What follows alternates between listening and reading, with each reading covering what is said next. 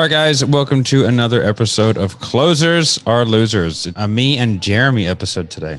So always my favorite part of the week. We are back.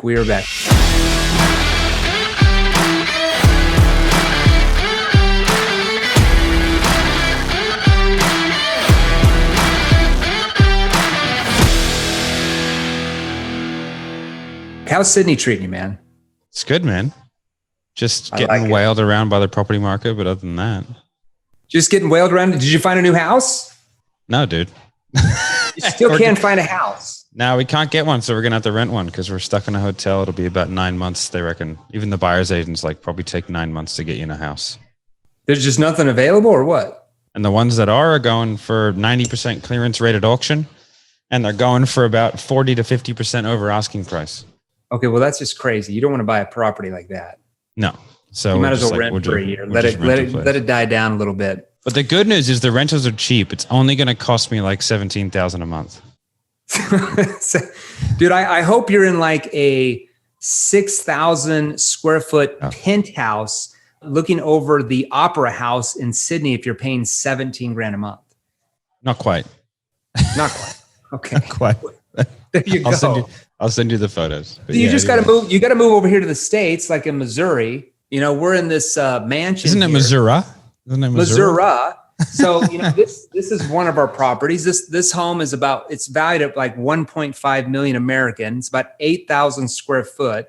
And it's like a freaking mansion. This house in California would be probably about $8 to $10 million for sure. I'm just going to come move in with you. Cheap to live here, man. Just move in with you. You wouldn't even know we're there. Just come over on the east wing of the house. We'll stay over on the west wing. We'll be good. I like it. Okay, so today what we're going to go over, guys, is commitment in salespeople. Yeah. So I think it's something. Yeah, I think it's something that we really have to discuss. And by the way, if you're brand new to our podcast, Closers Are Losers, so our company is called Seventh Level, and we're an organization that helps sales professionals like you listening here right now. If you're a coach, a sales professional, a sales manager, an executive of a company, if you're a business owner yourself, and we help your salespeople and your sales teams learn how to really transform the way they sell by learning skills, like sales skills and specific skilled questions that actually work with human behavior. What a concept, rather than work against it. We call those neuro-emotional persuasion questions. So if Matt and I ever talk about NEPQ on here, that's what that stands for, neuro-emotional persuasion questions. Now, it's not just the questions. We teach you the right tonality that puts your prospects at ease, takes sales pressure out of the call. Can you imagine that? And actually gets them to pull you in and persuade themselves rather than you pushing, because we know humans push back.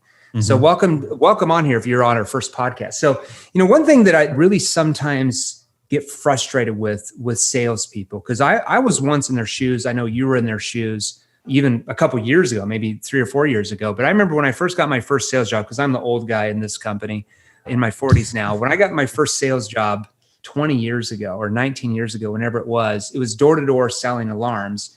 And I remember that basically we went to some recruiting meeting and the people were hiring everybody because it was a straight commission job. It's one of those meetings you go like, hey, get some free pizza to college kids. Well, when you're college, you have no money. So we just go and everybody gets hired, straight commission.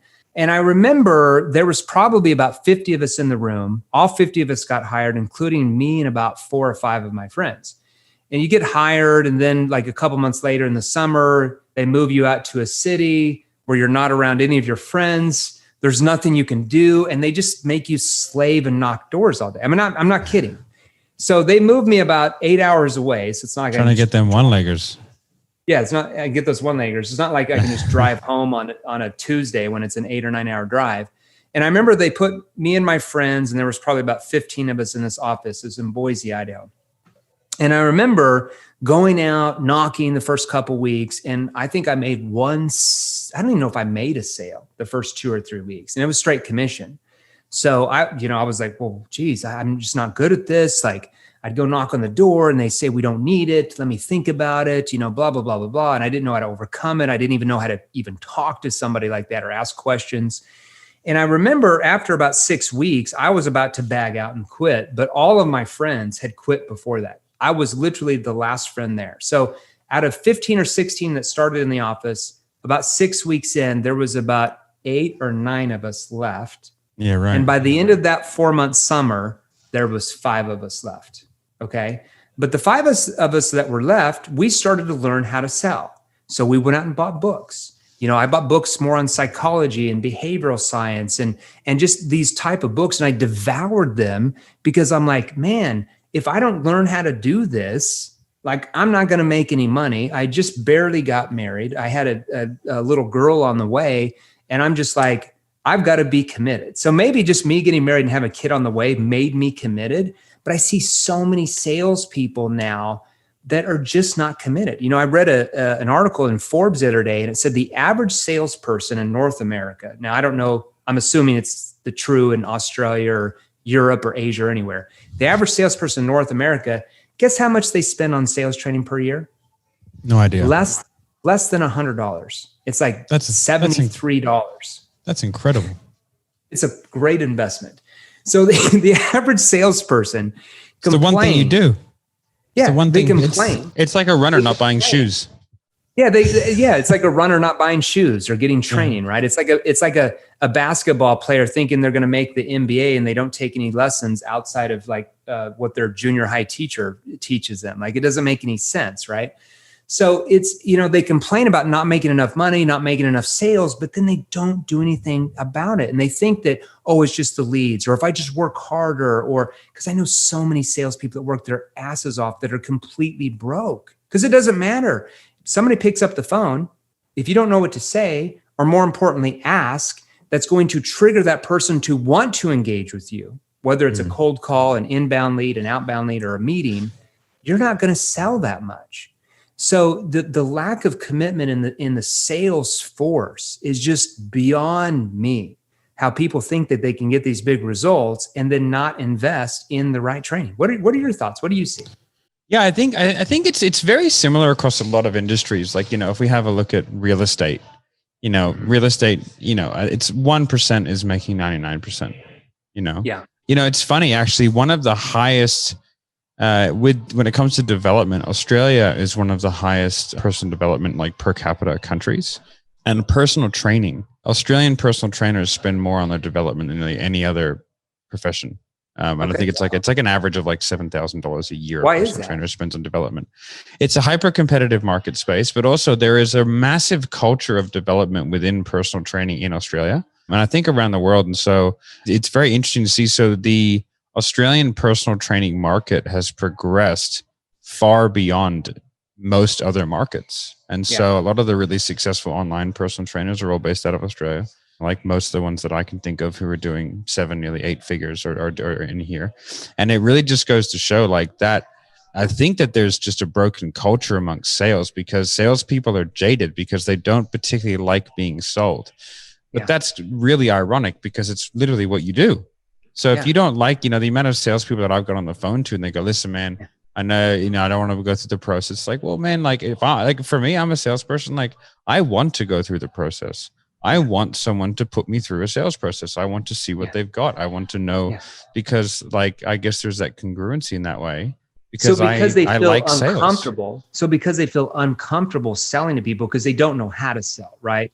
To them, selling is adversarial, right? It's not collaborative like we teach. Like we teach salespeople how sales is collaborative. It's you working with your prospects to help them find problems they might not have even thought they had, so you can help them solve the problems, right? Yeah. When you have a collaborative approach, selling's really nice. It's really easy. You get to help a lot of people. It's almost like you're Tony Robbins at a Tony Robbins event and you see all these people crying that their lives have transformed. That's what sales really is. But if you have an adversarial approach to selling because you've been trained that way, like, where's my money? Or, I've just got to pound them and clobber and get them in. Selling is going to make you uncomfortable for you to be sold at because that's what you do to people. Also, there's a giant myth that salespeople have propagated to make themselves feel better, which is that, well, my industry is different. And they believe that down to their core. I mean, we sold great guys, they're new clients. They run a German textiles company, fantastic company, I think 55 million euro a year turnover, 350 employees.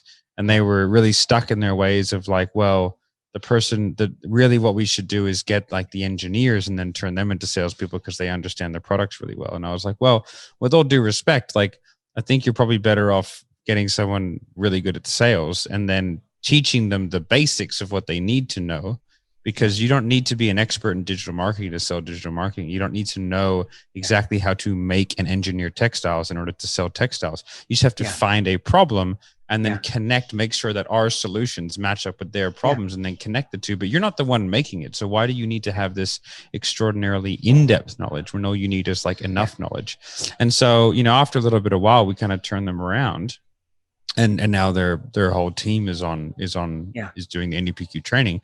But really, like, it's the most common thing that I see, which is like people don't want to try because they think that their industry is different. And then we just have to show them that people are people.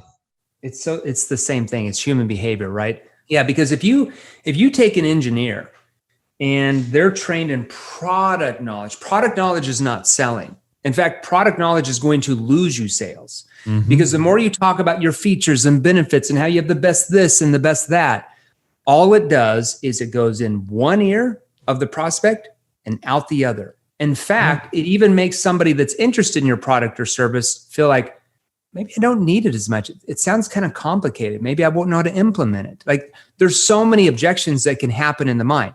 All you have to do is find out what their problems are. Okay, what is the actual problem? Or maybe there's more problems they didn't even know they had, right? Your questions allow them and you to see both of that. And then what are the root causes of the problem? Like, how is the problem happening? And then more importantly, how are the problems affecting them?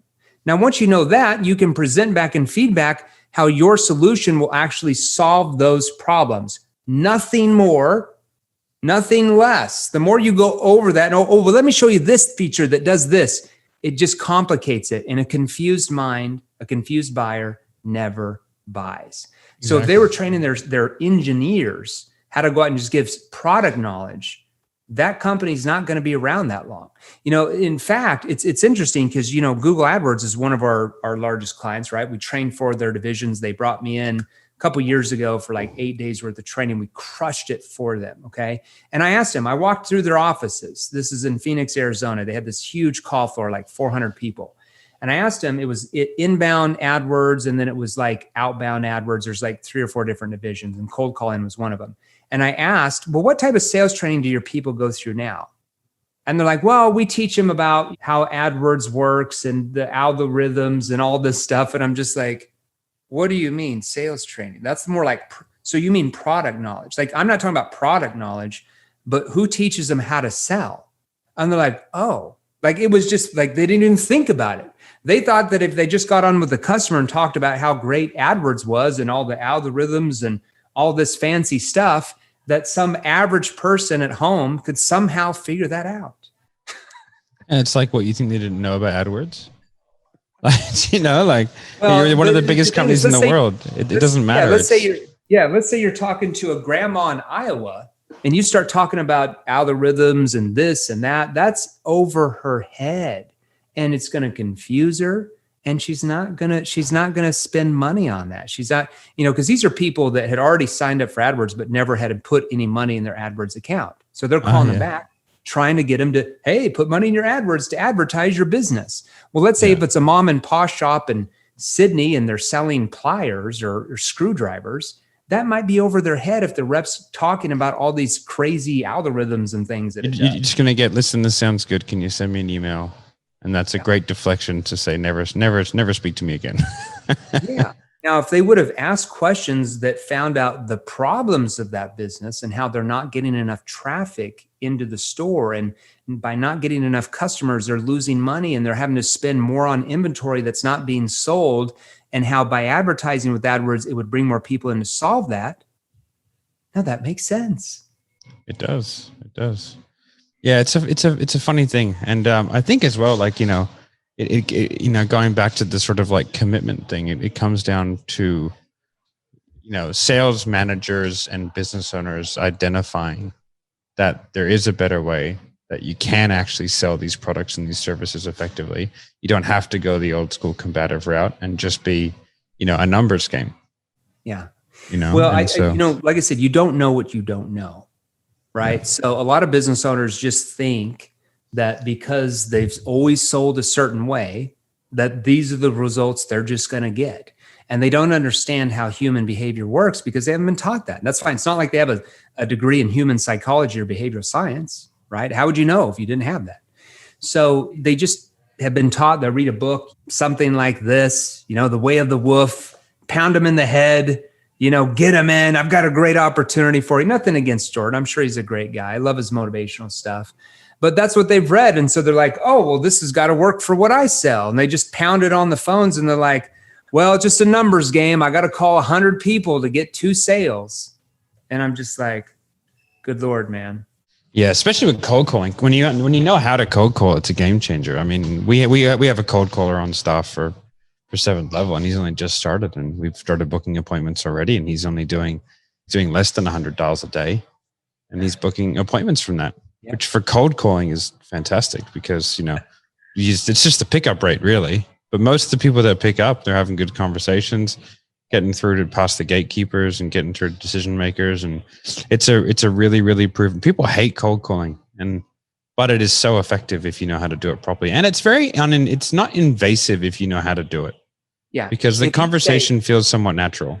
Yeah, because if you're like, hi, my name is Kyle. I'm with XYZ company, and the reason why I called you today is click.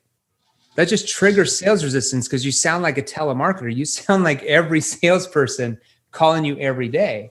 But when you're like our people that we train and companies we train, where we teach them a problem statement, that's another commitment, right? You're learning how to cold call. When people pick up the phone and, they ask certain questions that trigger them to want to engage, well, it's a complete game changer. Cold calling becomes fun. It's not adversarial, it's collaborative. We're there to see what problems they have, if any, and can we actually help them? And they feel that on the other end, and that's why they want to open up. And that's why we're able to book appointments, solve problems. Exactly. And I think for me, the big thing, because I committed pretty hard to sales training. I think when I first saw you, it was in a group training in somebody else's group. And then you talked about sales resistance. And it's like, for me, I've always been the way it's like, if I have a problem, then if I can figure out a way to solve it, then I'll try and do that as fast as humanly possible. Yeah. Because I just don't like not being able to, I don't like going to bed at night knowing that there is a way to solve a problem, but I haven't done anything about it. And it does my head about it. Obviously some problems just take time to solve, but as long as you're doing something about it, it does my head in. Even with parenting and stuff like that, I see people, it's man, there's a problem. It's going to take a while to fix, but you got to do something about it.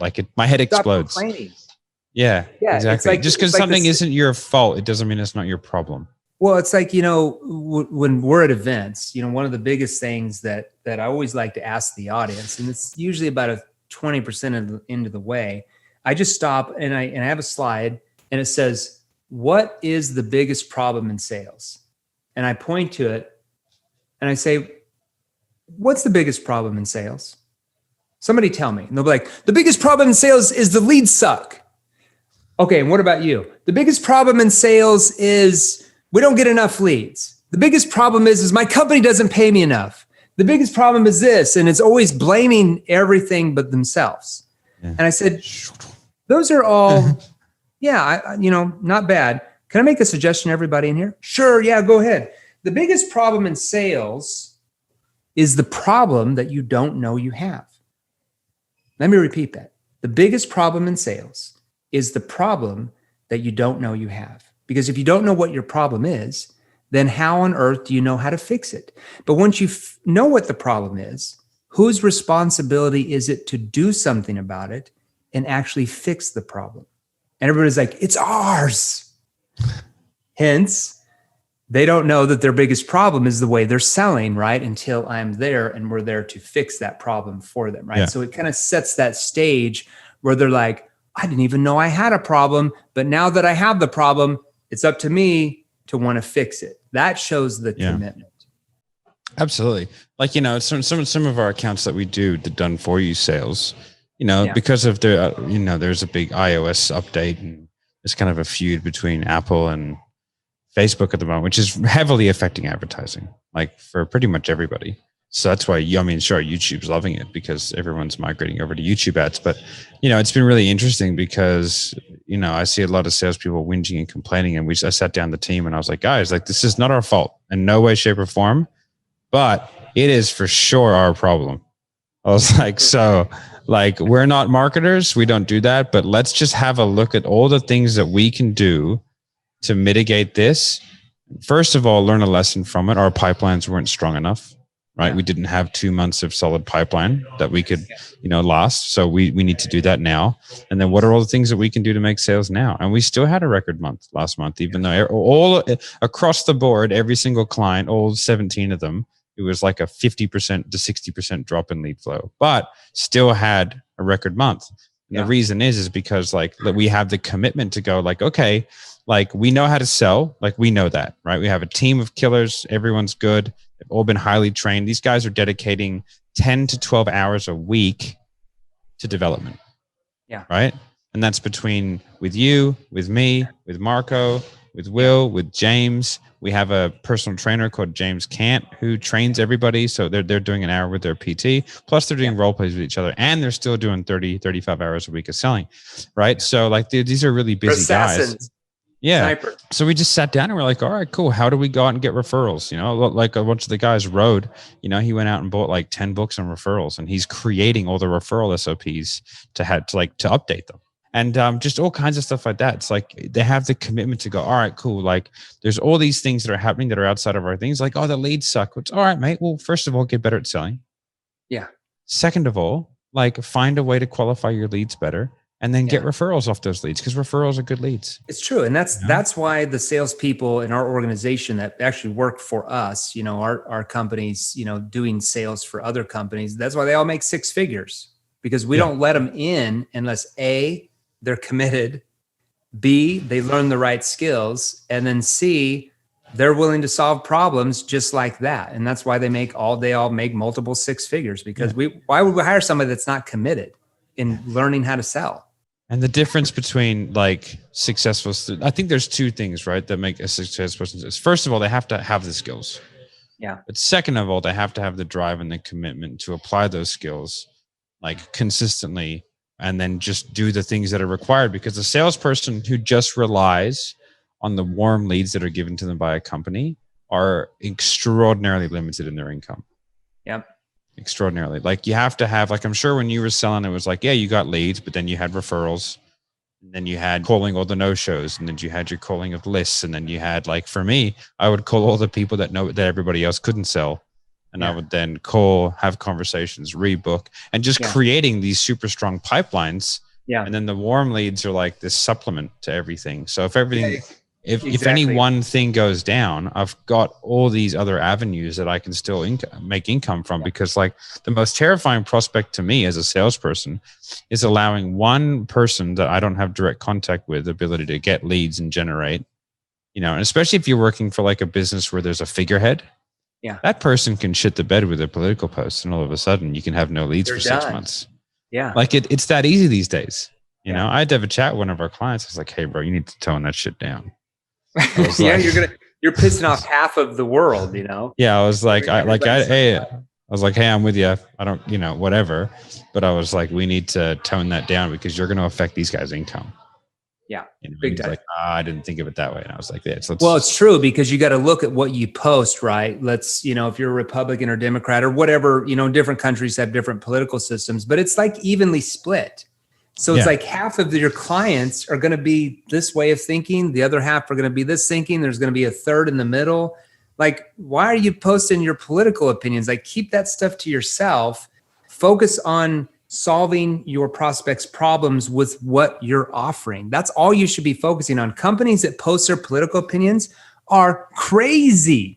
Like I see Hollywood actors do that, and I'm like, you're just shooting yourself in the foot. Like you're so dumb to post your political opinions because you're turning off half of your audience. Like, what are you doing?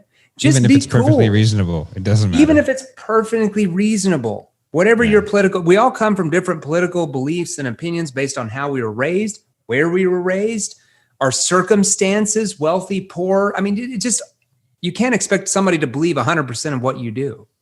It's crazy. Yeah. And it's just, I think if you're running a business, if you're just a personal guy, do what you want. And, if you're a business owner, you can do what you want, but I think you got to have a look at the flow on effects for other people.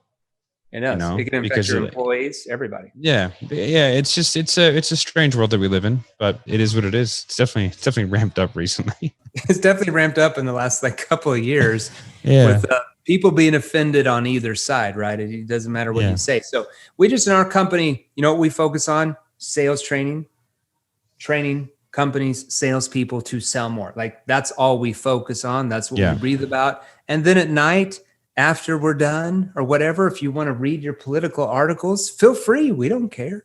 But we're not going to post our opinions to everybody else and try to bombard you with what we believe. I unfollowed every single news site. I don't see any news at all because it was just when I think when coronavirus hit, I was just like, I don't see what level of positivity this brings to my life. And even when you watch the news, it's like 3 children died in small town in middle of country tragedy. I was like, okay, that's really sad, but why does everybody need to hear that? Like, what does that do for us? And to have it on TV. So I was just like, I just had this realization. I was like, oh, they're just doing this to make people sad. Yeah. And I was like, oh, I don't need to be sad. I don't even watch drama. I don't watch drama movies. I don't watch drama. I watch what your wife watches, right? Like Beverly Hills Housewives. Yeah. That's what me and my wife watch. We watch trash because it's ridiculous. Trash and sports. That's it. Yeah. My wife loves that stuff. I watch a lot of sports and I watch like documentaries. I like the, what's that? The History Channel where they talk about ancient aliens. I think that stuff's fascinating, but I'm not going to go post my belief in aliens or whatever on my Facebook and try to prove people. Like, it's just something I like to watch. I'm like, wow, this seems really interesting. Yeah. No one ever had their minds changed on Facebook. No. What a man convinced against his will is of the same opinion still. Right. So I know we kind of morph from showing our commitment to not posting your political stuff especially if you're a business owner, even if you're a salesperson, you don't want to post your political beliefs on your Facebook, because what if one of your clients does some research on you and they believe something completely different in their political view and it just turns them off, or they don't even want to talk to you? Yeah, there's a couple of interesting studies done actually, like salespeople that actively ask for referrals and engage with their prospects on social media average 8 times more revenue. Oh, for sure. Yeah, 100%. Because it makes them more real. I mean, and one thing that, we didn't talk about it today, but before we wrap up, we train companies when they're interviewing salespeople to ask this question: how much money did you invest in your own sales training in the last 12 months? Oh, I didn't really buy anything. My company spent. No. Not what your company spent on you, like sales training. Like, how much did you personally invest in your own sales training? If they come back and say they didn't spend anything, or they bought 1 book, you're not going to hire that person over the guy that was like, or the gal that was like, hey, I invested in this course and I went to this seminar on this, because it shows that salesperson is committed in the craft and takes their career seriously as a sales professional. They're not just clocking in at 8 and clocking out at 5 and going home and staying on Facebook the rest of the night. Those people are not serious. You don't want to hire them. They're just going to waste your time and waste your money. Yeah, exactly. It really is like salespeople. The way that I kind of analogize it for managers, it's like managing a sports team, right? Like it's a fairly emotional crowd. So they have ups and downs, like when a batsman like gets the yips, you know what I mean? Like that's a fully mental. So what you don't do is you don't go, you have the yips, you need to hit that ball harder. Like you don't do that. You support them, try and figure out what's going on in their own head that's stopping them from being able to effectively deliver the stuff they need to deliver. But then also like they need to constantly be working on their craft. Like, why does a sports team practice every single day? And why don't sales floors practice every single day? It is absolutely baffling to me. We have a daily role play. The guys jump on. We do role play. They log into Lightspeed. They do the training. It's just re-going over the basics. They have their role plays booked in. They have one-on-one stuff. Like they're constantly working on their craft. And like you take Rode, for example. I mean, 9 months ago, Rode was selling mobile phones for T-Mobile. Right. Now he's making $250,000 a year selling multiple different coaching packages. Yeah. Because now he's and he's a killer, man. And he only works like 25 hours a week. So that's $250,000 a year, working 25 hours a week because he runs a charity for the rest of it. He knows what he's doing. You're exactly right. You learn right. It's like our good friend, Brad Lee talks about, is training something that you did or is training something that you do. If you want to be the top selling organization in your industry, if you always want to outpace all your competitors, if your salespeople are plugged into the right training and they're doing it just 15 to 20 minutes a day, every single day of the week, at least Monday through Friday, you are having a massive advantage over other companies that bring in some sales trainer that's probably not even teaching the right skills, brings them in for a 2 to 3 day event, and then that's it. That's going to go in one ear out the other. Yeah. I actually had a guy reach out to me saying he wanted to fly out and spend 2 days with me. And I was like, he goes, on a weekend? I was like, first of all, I got my kids on I'm with my family. I was like, there's literally not, you couldn't pay me. I was like, there's not enough. Like, you like offer whatever you want. You haven't got the money. Right. Yeah. I was like, second of all, I was like, it's just going to go one ear and out the other, man. I was like, what am I going to do? Like coach you for 8 hours a day for 2 days and then just bombard you with all this information. Yeah. And then it's just like, because you're just exposing them. Yeah. It's not something they can remember unless they're continually going through daily exercises. Yeah. And especially with the stuff that we do, like you learn, you implement, and then you screw it up. We listen to the call, we listen to the interaction, or we go over it and then we fix it. And then we learn, implement, fix, learn, implement, fix. Like that's how it's done. That's why it takes, time takes time. Yeah. That's just what it is. Unfortunately, there's not much more we can say about that. Like you just have to get in the trenches, go out there and do it. And then you get better. 100%. As long as you have a plan. Yeah. But 100%. I think that's good for today. I think we just went over some stuff, get some good tangents there, but I love a good tangent. All right, mate. Sounds good. Thanks for everybody being on here. Join our Facebook group if you want to learn these type of details. I know we're kind of just giving an overview today. Just go to Sales Revolution. Is our private Facebook group, Sales Revolution. We go live in Sales Revolution about 4 to 5 times a week. Either myself or Matt or one of our sales trainers, mainly me and Matt. Sometimes our sales trainers.